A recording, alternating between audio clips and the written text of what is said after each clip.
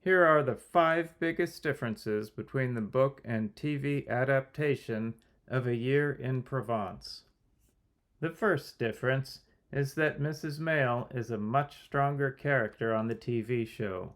She is the one who speaks passable French and smooths things over.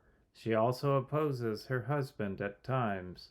There are scenes where she is the only one on the screen.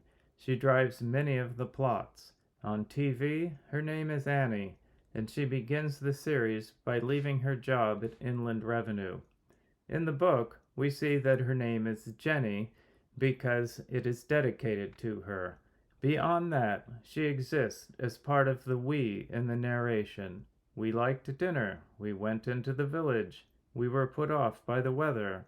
She does not get a line of dialogue until the last chapter.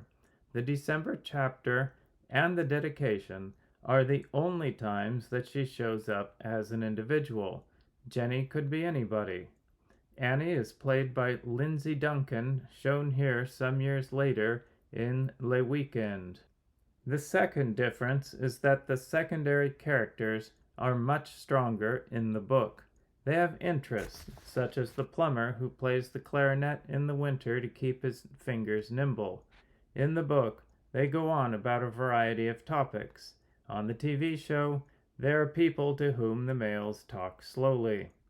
This is the town where they lived in real life. The third difference is that the Mayles learn more in the book. In the book, they arrive in France after having taken French lessons. Peter Mayle expounds on the Provençal accent and how it differs from standard French. This takes some skill. When the plumber explains central heating in the book, the problem is the subject matter, not the language, as it is in the TV show. When visitors show up in the book, there is a marked contrast between the residents and their guests in terms of their level of adaptation. On the TV show, the Mayles are fish out of water and stay that way. As time goes on, they learn very little. They know more than their guests, but not much more. Peter Mayle is played by John Thaw, shown here in a publicity shot. The fourth difference between the book and TV show is that there is only a partial overlap among the stories. Some appear in both, such as the episode about not ripping up vineyards to make a tennis court. Other vignettes that involve the Mayles mediating between the townspeople are only on the TV show. Chapter organization remains the same, starting in January and ending in December. The fifth difference between the book and TV show is marketing. The book is easy to find in several formats, new or used. Marketing for the TV show is an ongoing disaster.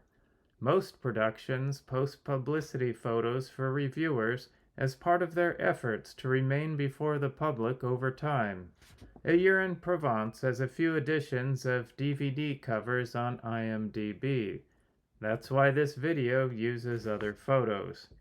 Beyond that, good luck finding the TV show. When we recorded the first version of this video a few years ago, it had recently been reissued. It turns out to have been a brief exception, and it is off the market at the time of this recording.